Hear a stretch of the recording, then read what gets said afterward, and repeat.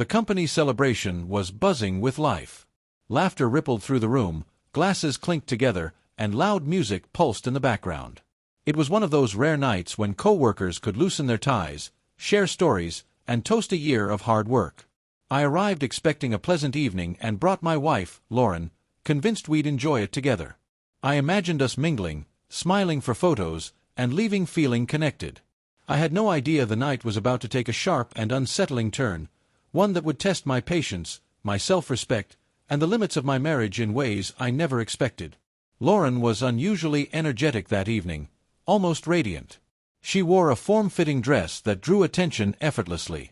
Her laughter carried farther than usual, and her confidence was unmistakable. That's when I noticed her supervisor, Mark Reynolds, slowly gravitating toward her. At first, I brushed it off as harmless workplace friendliness. But within minutes, she leaned closer to him, laughing openly, flirting without restraint, completely unconcerned that I was standing only a few feet away. My chest tightened. A knot of embarrassment settled deep in my stomach as I realized this wasn't innocent conversation. It was deliberate. And it was visible to everyone around us. Her playful touches, hushed comments, and knowing smiles made the moment almost unbearable. Others noticed too. Some guests exchanged glances. A few smirked. I felt my blood pressure rise, yet I stayed quiet and still.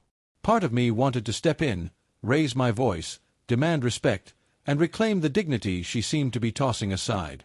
But another part of me knew that losing my composure would only fuel the display she and Mark were putting on. I needed a response that carried weight. I stepped outside briefly, letting the cool evening air steady my breathing. My thoughts raced through every possible reaction, confronting her publicly, embarrassing her, walking out entirely. None of those felt right. Then a different idea surfaced. A calm, controlled way to regain authority without creating a scene. I reached into my jacket pocket and pulled out a small notepad. Carefully, I wrote a short message. "You're crossing a line.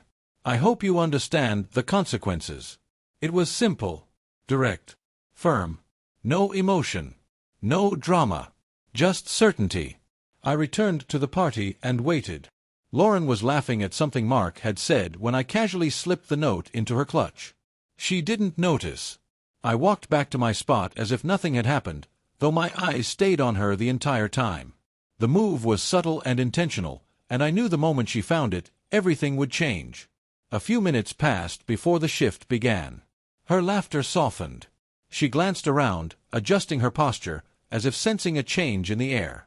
Mark tried to pull her attention back, but her focus had already drifted. Unease crept in. She had assumed she could flirt freely without consequence, but the quiet authority I showed had already started to crack her confidence. Others sensed it too. Whispers began. Curious looks followed. Lauren's bold smile slowly faded. She shifted in her seat, letting out nervous laughs as uncertainty crept across her face. The energy in the room shifted. Her earlier confidence drained away, replaced by visible discomfort. She looked smaller somehow, aware now of my silent presence and what it represented. Finally, she reached into her clutch and pulled out the note. Her eyes widened as she read it. Color drained from her face. The confidence she carried moments earlier collapsed into panic. Mark noticed the change and tried to intervene, but his authority dissolved instantly. For the first time that night, Lauren understood that her behavior had consequences, and that I was not a man who would quietly tolerate public disrespect. Her lips trembled as she glanced around, as if hoping someone might relieve the tension. But the attention in the room had shifted squarely onto her. Every movement, every forced laugh, every adjustment of her hair only revealed her discomfort more clearly. The laughter she had controlled earlier vanished completely. The balance of power in the room had flipped. I stayed calm, watching silently as the message settled in. Then I walked toward her, slowly, deliberately, and placed a light hand on her shoulder. Just enough to command her attention without drawing a crowd. "I hope you understand," I said quietly, my voice steady and unmistakably firm. "Public flirtation crosses a boundary. Remember who you answer to." Her eyes widened. She had expected anger, maybe a confrontation, but not calm authority. That composure made my words land even harder. The rest of the party felt strained.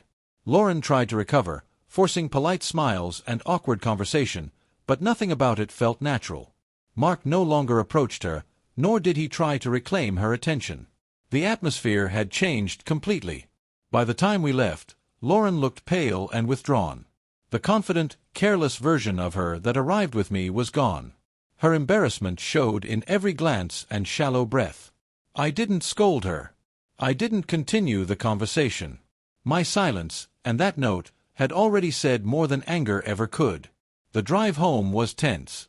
She tried to speak, her voice uncertain, but I remained quiet, letting her sit with her thoughts. She now understood something clearly. Arrogance and public flirtation would not be ignored. Not by me. Not silently. Not again. The next morning, subtle changes were impossible to miss. She was quieter, more measured, more aware of how she carried herself around me. The careless confidence she once displayed had been replaced with humility. That night became a defining moment in our relationship. Lauren learned that silence can be louder than shouting. That composure can carry more weight than drama. And that actions, especially public ones, come with consequences. Boundaries matter. And I would not accept disrespect, ever again.